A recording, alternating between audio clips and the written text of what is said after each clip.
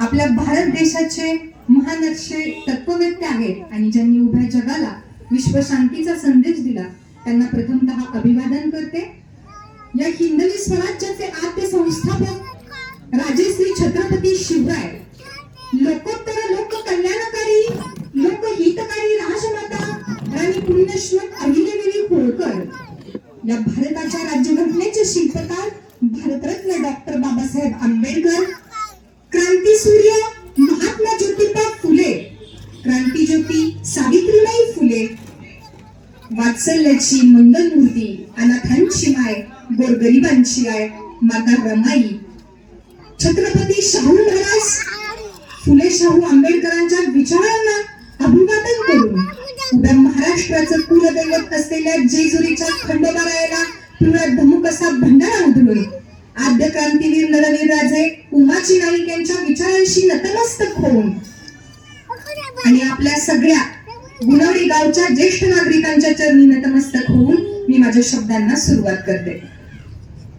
आज या ठिकाणी आपण माता रमाई यांच्या 126व्या जयंती उत्सवाच्या निमित्तानं मोठ्या संख्येने जमलेलो आहोत आणि ही फार कौतुकाची गोष्ट आहे।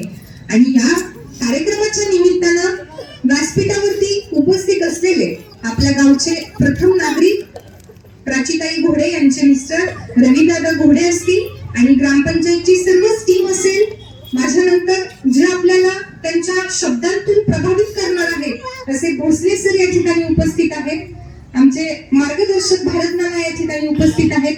सगळ्यांचा नामोल्लेख मी करत नाही कारण खूप वेळ झालेला आहे याची मला जाणीव आहे।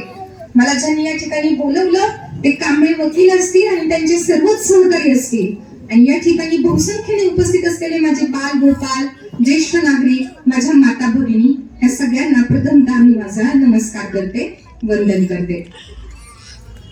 जगामध्ये अनेक थोर कीर्तीचे गुणवंत, ज्ञानवंत, कलावंत राजे महाराजे होऊन गेले। त्यापैकी प्रत्येकाने आपापल्या परीने समाजासाठी म्हणा किंवा समाजातल्या प्रत्येक घटकासाठी योगदान दिले आणि त्यातीलच होत्या एक म्हणजे माता रमाई। मरावे परी कीर्ती रूपे उरावे या उक्तीनुसार माता रमाई आपले जीवन जगत राहिल्या। जिथं जातीवाद नाही, जिथं संवाद आहे, जिथं प्रश्न नाही जिथं उत्तर आहे, जिथं हाव नाही हो तर समाधान आहे, धमकी नाही तर धमक आहे, जिथं जातीवाद नाही तर संवाद आहे, जे प्रखर नाही पण तेजस्वी आहे, जिथं पैसा नाही तर श्रीमंती आहे, गर्व नाही तर अभिमान आहे, कारण तोच खरा डॉक्टर बाबासाहेब आंबेडकरांच्या विचारांना प्रेरित अनुयायी आहे, तोच खरा बाबासाहेबांच्या विचाराचा अनुयायी आहे। खरं तर आपण म्हणतो इतिहास जागा करायचा, परंतु इतिहास यासारखे कार्यक्रम या ठिकाणी आयोजित करून जागा का करायचा हा मोठा प्रश्न आज या ठिकाणी उपस्थित होतो। कारण समाज बांधवांनो, जोपर्यंत आपण इतिहास जागा करत नाही, जोपर्यंत माझ्या माता भगिनींनो आपण फुले शाहू आंबेडकरांचा इतिहास जागा करत नाही, जोपर्यंत आपण आपल्या सावित्रीबाईंचा इतिहास जागा करत नाही, जोपर्यंत आपण आपल्या अहिल्याबाईंचा इतिहास जागा करत नाही, जोपर्यंत राणी जिजाईचा इतिहास जागा करत नाही, रमाईचा इतिहास जागा करत नाही ना, तोपर्यंत आपल्या अंगात रक्त सळसळत नाही आणि जोपर्यंत आपल्या अंगात रक्त सळसळत नाही ना तोपर्यंत इतिहास घडत नाही। इतिहास घडविणाऱ्यांचा कधी प्रपंच होत नसतो आणि प्रपंच करणाऱ्यांचा कधी इतिहास लिहिला जात नाही, हाही एक इतिहासच आहे। आणि इतिहास घडविणारी माणसं इतिहास विसरू शकत नाही आणि इतिहास विसरणारी माणसं इतिहास कधीच घडवू शकत नाही, हाही तेवढाच दैदिप्यमान इतिहास आहे। महाराष्ट्र म्हणजे मावळ मातीचा महाराष्ट्र, महाराष्ट्र म्हणजे दऱ्याखोऱ्यांचा महाराष्ट्र, महाराष्ट्र म्हणजे भक्ताच्या आईला तिराचा, शक्तीच्या पहिल्या तिराचा महाराष्ट्र, महाराष्ट्र म्हणजे मावळमाडांचा महाराष्ट्र, मातीत धुमसणाऱ्या तेजोमय रक्तीला कुमकुम करंडकाचा धगधगता इतिहास उरात घेऊन पेटणारा महाराष्ट्र, महाराष्ट्र म्हणजे पोलादी छताळातल्याही जीवाला पेटवणारा महाराष्ट्र, गरजा महाराष्ट्र माझा म्हणत स्वाभिमानांचा अभिमान जिवंत आणि जिवंत ठेवणाऱ्या शिवबाचा महाराष्ट्र, माझ्या फुलेंचा महाराष्ट्र, माझ्या आंबेडकरांचा महाराष्ट्र. दुसऱ्याच्या ताटातील भाकरी हिसकावून घेणं ही आहे विकृती. दुसऱ्याच्या ताटातील भाकरी हिसकावून घेणं ही आहे विकृती. परंतु आपल्या घासातला अर्धा घास इतरांस भरवणं हीच आहे आपल्याला डॉक्टर बाबासाहेब आंबेडकरांनी दिलेली लाख मोलाची संस्कृती, लाख मोलाची संस्कृती. आणि याच संस्कृतीचा आदर्श डोळ्यासमोर ठेवून माझ्या बालगोपालांनो, माझ्या महिला भगिनींनो, आपल्याला वाटचाल करायची आहे. जसं की विशालदादांनी सांगितलं की जयंतीचे कार्यक्रम भरवले ना, तर त्या ठिकाणी त्या महान मातेचा म्हणा किंवा त्या महान पुरुषाचा जीवनपट या ठिकाणी उलगडला गेला पाहिजे. आणि तो उलगडला जात असताना आपल्याला आपल्या सध्या परिस्थितीमध्ये त्यांच्या या जीवन चरित्रातून काही आदर्श घेता येईल का बाबा? सगळे गुण तर आपल्याला घेता येऊ शकत नाही, परंतु एखादा जरी गुण या ठिकाणी असलेल्या एका जरी रसिक प्रेक्षकाने आपल्या दैनंदिन जीवनामध्ये उतरवला ना, तरी सुद्धा ही माता रमाईंची म्हणा किंवा ह्या महापुरुषांची जयंती सार्थकी ठरली असं म्हणणं वावगं ठरणार नाही. माता रमाईंबद्दल बोलायचं झालं तर डॉक्टर बाबासाहेब आंबेडकरांना भीमराव ते डॉक्टर बाबासाहेब आंबेडकर, भीमराव ते भारतरत्न, भीमराव ते विश्वरत्न, भीमराव ते स्वतंत्र भारताचे पहिले कायदे पंडित. हा प्रवास करण्यासाठी ज्या स्त्रीनं आपलं आयुष्य पणाला लावलं अशी डॉक्टर बाबासाहेब आंबेडकरांची सहचारिणी होत्या माता रमाई. दिनांक 7 फेब्रुवारी 1898 म्हणजे आजपासून 126 वर्ष मागे महाराष्ट्रातील रत्नागिरी जिल्ह्यातील दापोली तालुक्यातील वनंद हे गाव आणि या ठिकाणी ह्या माता रमाईचा जन्म झाला. आईचं नाव होतं रुक्मिणी आणि वडील होते भिकू धुत्रे, जे की माशांच्या टोपल्या दाभोळला घेऊन जाण्याचा व्यवसाय करत असत. आणि रोजच्या ह्या दगदगीमुळं आणि ह्या वाहतुकीमुळं त्यांना छातीचा आजार जडला आणि ते आजारी पडले. त्यांना त्यांचं काम सोडून द्यावं लागलं आणि घरीच राहावं लागलं. आणि मग मात्र रुक्मिणी मातेला फक्त माता रमाईच नव्हत्या, तर त्यांच्या बरोबर त्यांना आणखी 4 मुलं होती. ह्या 5 मुलांची जबाबदारी कुणावरती येऊन पडली तर एकट्या रुक्मिणी मातेवरती येऊन पडली, कारण त्यांचे पती तर अंथरुणावरती खिळले होते. परंतु वारंवार आजारी पतीचं डोळ्यासमोर दुखणं बघून बघून त्यांना सुद्धा फार चिंता वाटायची, काळजी वाटायची, मुलांचं कसं होणार. आणि ह्या काळजीत माता रुक्मिणी सुद्धा आजारी पडल्या आणि दिवसेंदिवस त्यांची सुद्धा प्रकृती खालावली आणि एके दिवशी माता रुक्मिणी यांचा दुर्दैवी अंत झाला. मग एक दिवस भिकू धुत्रे यांनी आईविना पोरक्या असलेल्या ह्या आपल्या लेकरांना जवळ बोलावलं आणि रमाई मातेला समज दिली की आता रमाई तूच ह्या भावंडांच्या मध्ये थोरली आहेस ग, तुलाच आता ह्यांचा सांभाळ करायचा आहे अशी तिला समज दिली. आणि एके दिवशी त्यांनी सुद्धा आपला प्राणत्याग केला. पण असं म्हटलं जातं, मेलींची सुगंध गुणधर्म येतात फुलांत आणि आई वडिलांचे संस्कार उतरतात मुलांत. अगदी या उक्तीप्रमाणे माता रमाईवरती तिची आई रुक्मिणी आणि भिकू धुत्रेंनी संस्कार केले होते. संस्काराचं बाळकडू पाजलं होतं आणि ह्या संस्काराची शिदोरी आयुष्यभर माता रमाईला पुरी पडली. कारण अपार कष्ट करायचं ही एक खूप महत्वाची शिकवण रुक्मिणी माता रमाई मातेला देऊन गेल्या होत्या बघा. आणि कष्टाशिवाय आणि निष्ठेशिवाय ज्ञान आणि राज्य, ज्ञान आणि विद्या ह्या गोष्टी कमवता येतच नाहीत हे सुद्धा रुक्मिणी मातेने त्यांना सांगितलं होतं, ती त्यांनी शिकवण दिली होती. आणि मग अशातच पुढचा प्रवास सुरू झाला रमाई मातेचा. रमाई मातेचे मामा होते आणि एक रमाई मातेचे काका म्हणजे आईचा भाऊ होता आणि एक वडिलांचा भाऊ. हे दोघे सुद्धा मुंबईला राहायचे, मुंबईच्या भाईखड्याच्या मार्केट जवळ राहायचे. मुलांकडे ते आले आणि त्यांनी निश्चित केलं की आता ह्या मुलांना घेऊन आपण मुंबईला जायचं. कारण किती केलं तरी बालवयातच जरी प्रौढत्व रमाई मातेला आलेलं असलं तरी सुद्धा ती बालच होती, लहानच होती. आणि म्हणून त्या मामा काकांनी ह्या मुलांना घेऊन मुंबईला जाण्याचं ठरवलं. मुंबई भाईखळा मार्केट जवळ ही मुलं राहू लागली. गरिबीतच बरं का, पण मामा आणि काकांचा आधार घेऊन ही मुलं वाढू लागली. मग एक दिवस रामजी सकपाळ जे की सुभेदार होते आणि लष्करी शाळेचे प्रमुख होते, त्यांचं कुटुंब सुद्धा खरं तर रत्नागिरी जिल्ह्यातलंच होतं, मंडणगडचं. परंतु ते सुद्धा मुंबईमध्ये वास्तव्यास होते.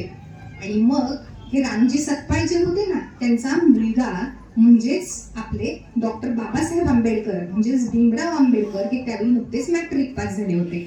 आणि सगळीकडं सगळ्या समाजामध्ये त्यांचं फार कौतुक होत होतं, कारण मुलगा फार विद्वान होता. आता त्या काळच्या प्रथेनुसार कमी वयातच लग्न व्हायची. मग रामजी बाबा आणि त्यांची बहीण मीराबाई यांनी आपल्या या मुलासाठी अनुरूप अशी जोडीदारी शोधण्याचं ठरवलं. एक दिवस मार्केटमध्ये असतानाच रमाई सुद्धा त्यांच्या मामांसोबत मार्केटला आली होती. रामजी बाबांच्या चाणाक्ष नजरेतून रमाई सुटू शकली नाही आणि त्यांनी मामांना त्या मुलीची विचारपूस केली. मामांना मुलीची विचारपूस केल्याच्या नंतर ना मामांनी सांगितली थोडीफार माहिती आणि नंतर रामजी बाबांना मुलगी फार आवडली होती, कारण एक वेगळीच चुणूक त्यांना तिच्यामध्ये जाणवली. आणि मग त्यांनी बोलणी वाढवली आणि बोलणी करण्यासाठी मामांनी सुद्धा त्यांना त्यांच्या घरी बोलवलं. मग रामजी बाबा मामांच्या घरी गेले. मामांच्या घरी गेल्याच्या नंतर मामांनी ह्या 5 लेकरांचा सगळा वृत्तांत त्यांच्या पुढे कथन केला. हे ऐकल्यानंतर रामजी बाबांना सुद्धा फार करुणा दाटून आली. आणि मग रामजी बाबांनी त्याच वेळी इथं डॉक्टर बाबासाहेब आंबेडकर म्हणजेच भीमरावांबरोबर ह्या रमाई मातेच्या विवाहाची तारीख निश्चित केली. आणि हा लग्न सोहळा मुंबईच्या मच्छी मार्केटच्या त्या जागेमध्ये त्या ठिकाणी पार पडला. रमाई मातेवरती लहानपणापासूनच फार चांगले संस्कार झाले होते आणि म्हणून अपार त्यागाची कष्टाची सवयही त्यांना होती.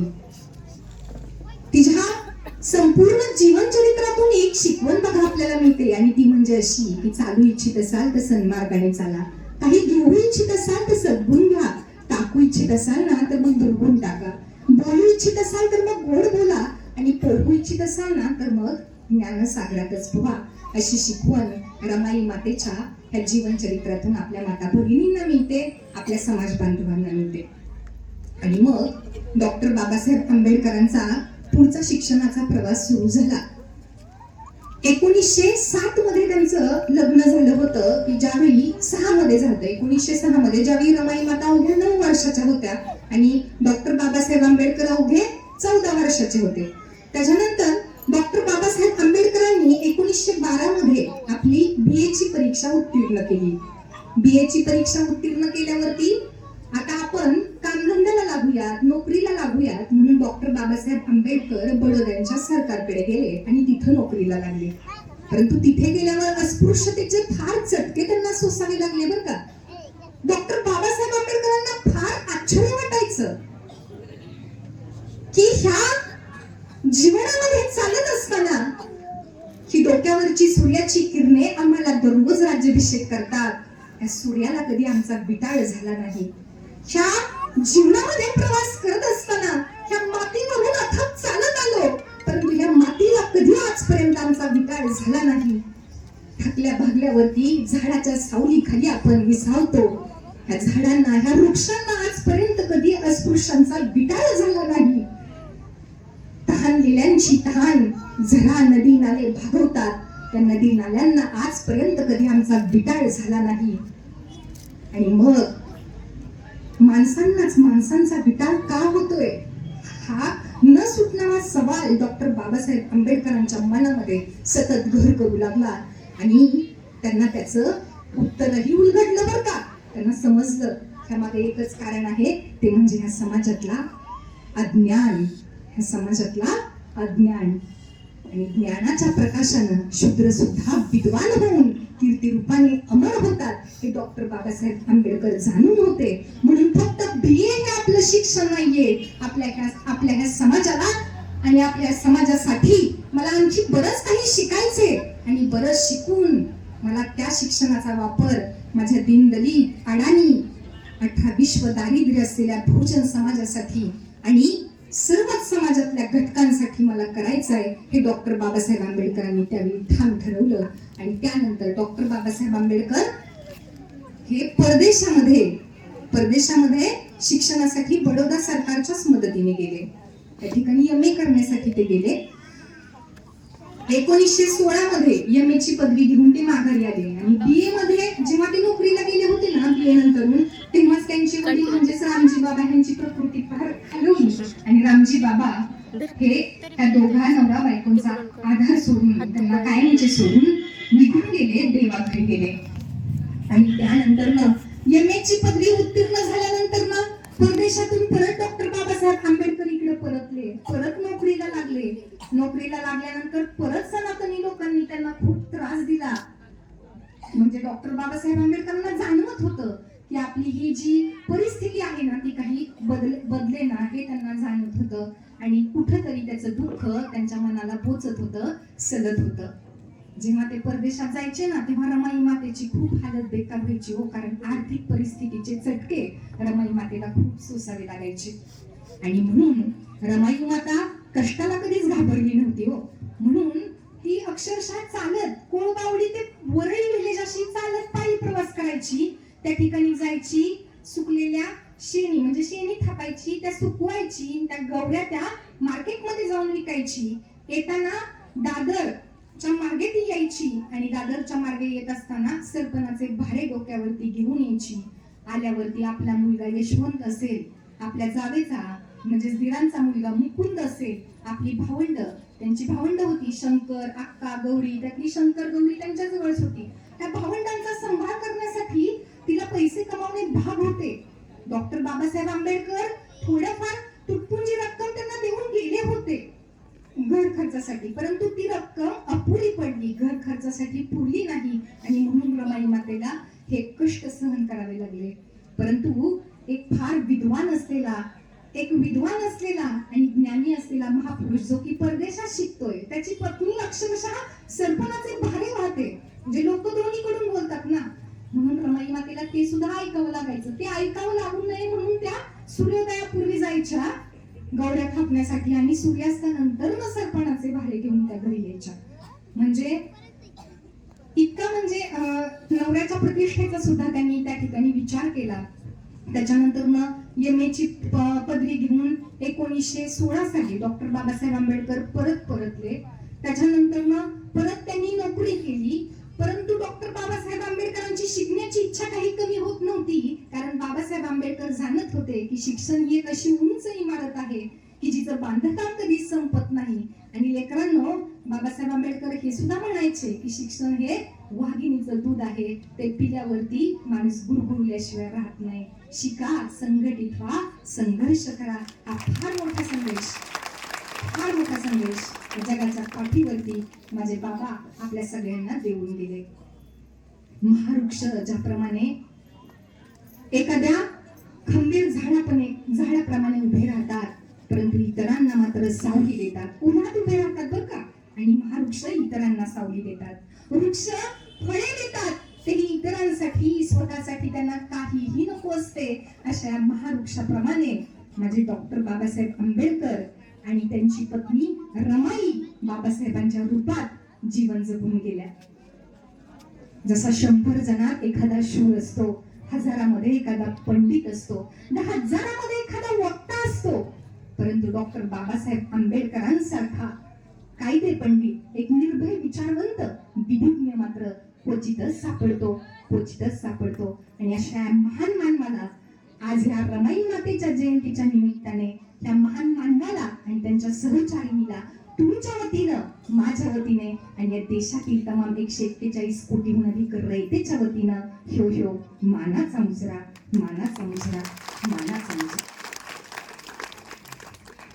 मला कांबळे होते जेव्हा घरी आले तेव्हा म्हणाले की महिलांसाठी काहीतरी म्हणजे बोला.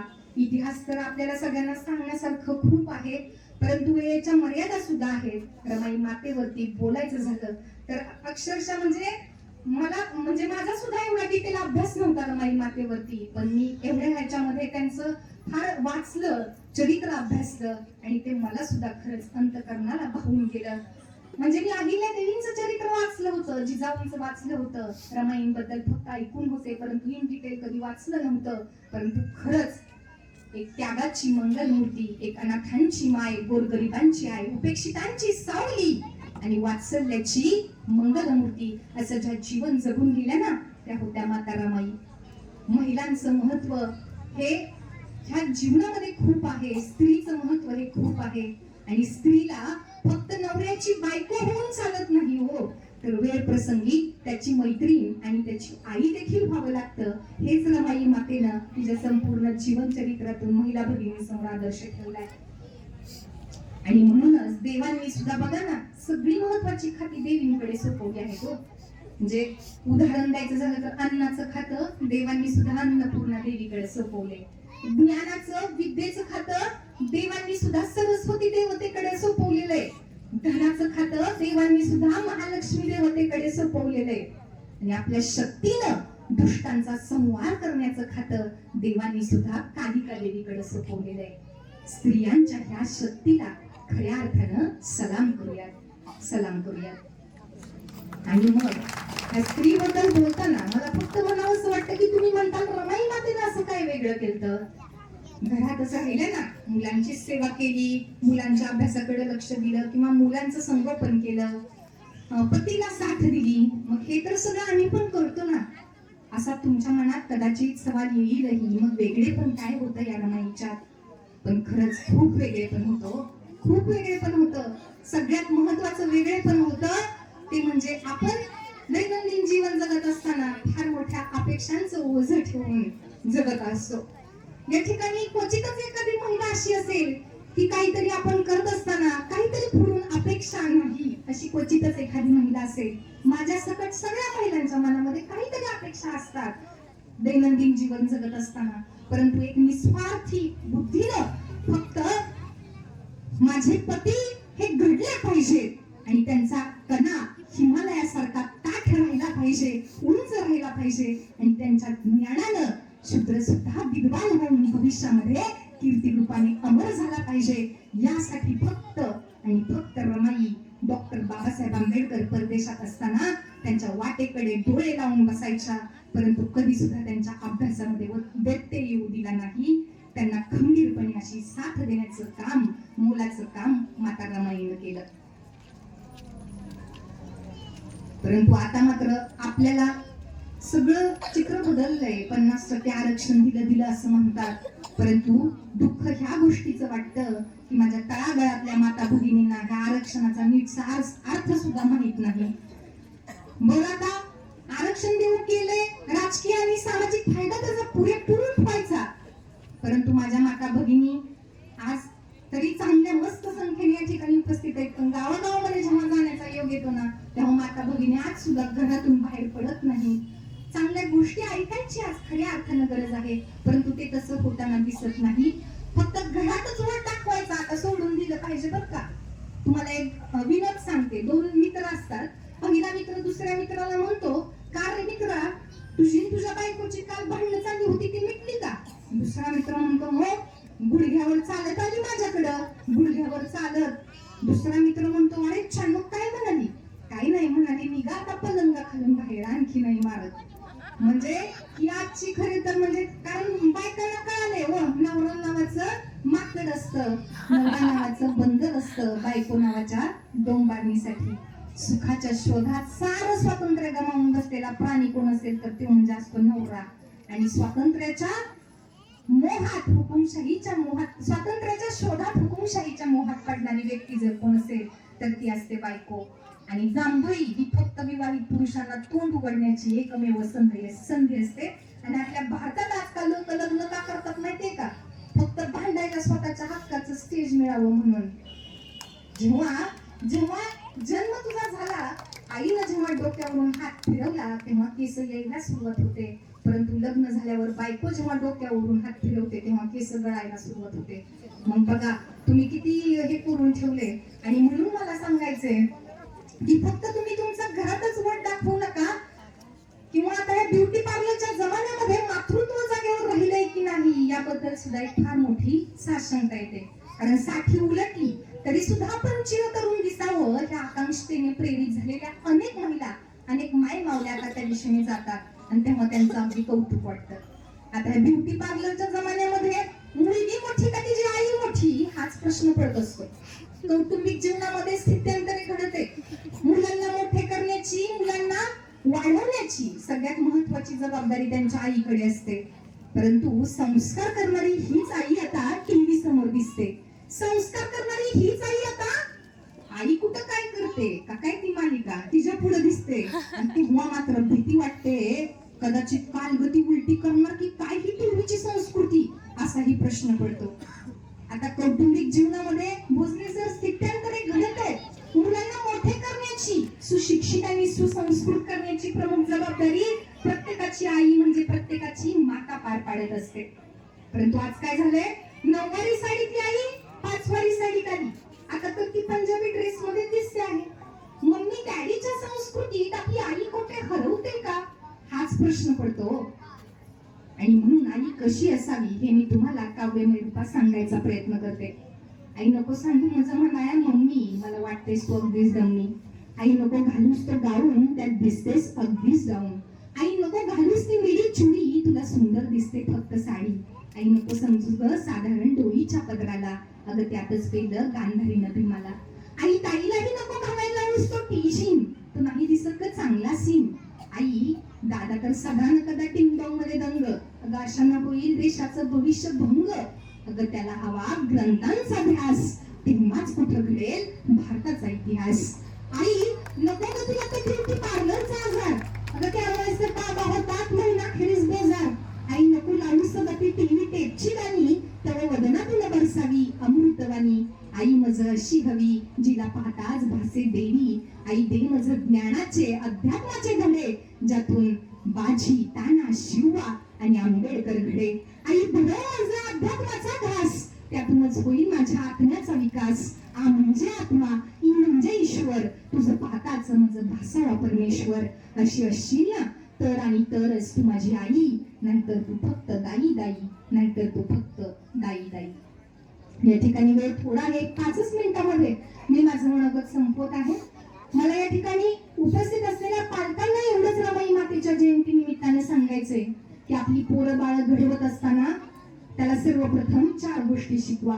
पहिली गोष्ट, त्याला पहिल्यांदा स्वतःच्या पायावरती उभं करा. त्याच्या हातामध्ये कंदील द्या.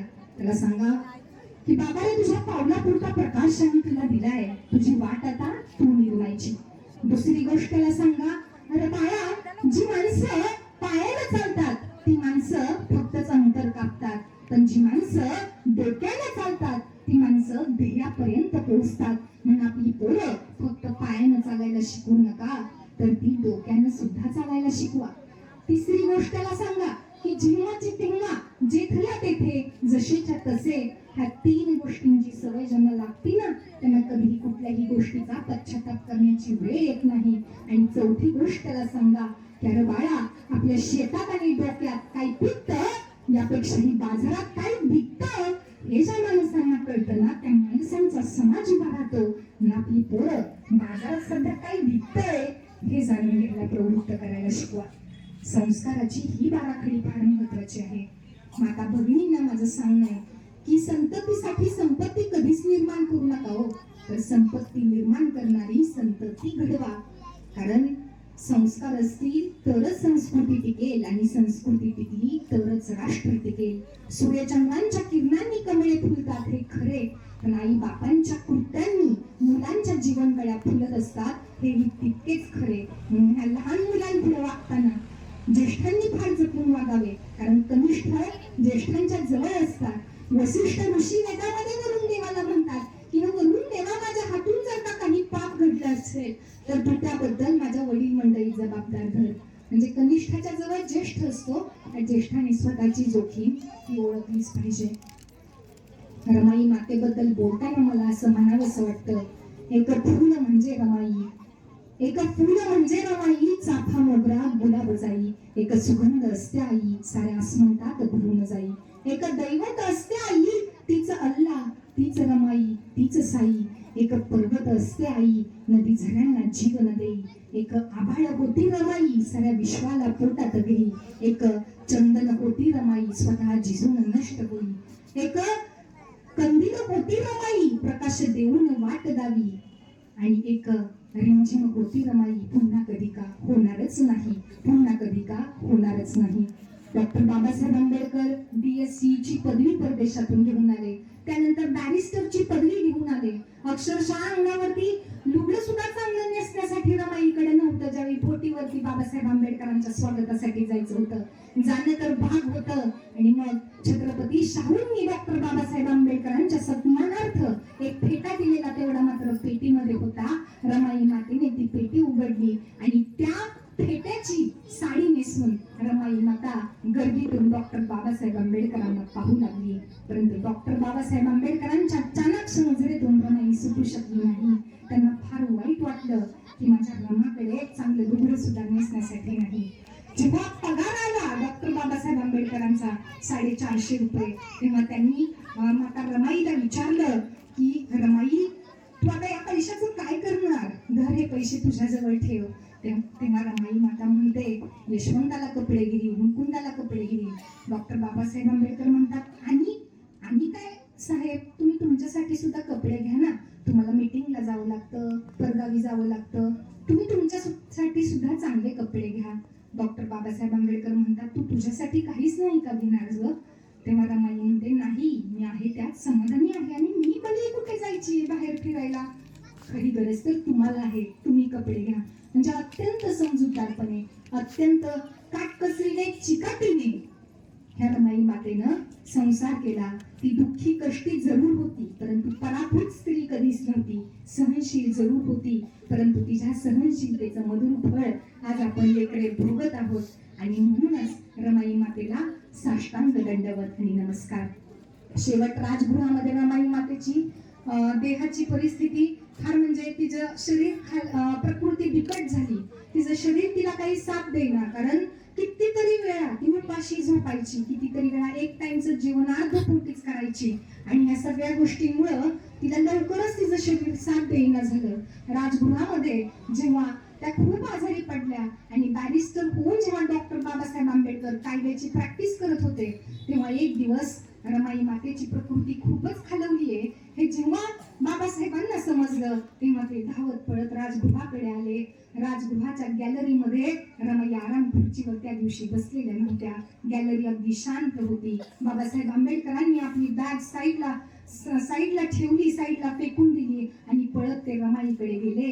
आणि रमाई मातेला म्हणतात कसे, अरे रामू, बरी आहेस का? बरी आहेस का तू? रमाई म्हणतात, नाही, आता आमचं शरीर आम्हाला साथ देत नाही, आम्हाला वाटत नाही आम्ही उद्याचा सूर्योदय पाहिल. बाबासाहेब म्हणतात, नाही रामू, असं म्हणू नकोस ग रामू, असं म्हणू नकोस. अगं, मी तुला परदेशातल्या चांगल्या डॉक्टरकडे घेऊन जाईल रामू, फक्त मला थोडा वेळ दे ग, फक्त थोडा वेळ दे. अगं, तुझी प्रकृती बिकट झालीये हे मला जाणवतंय.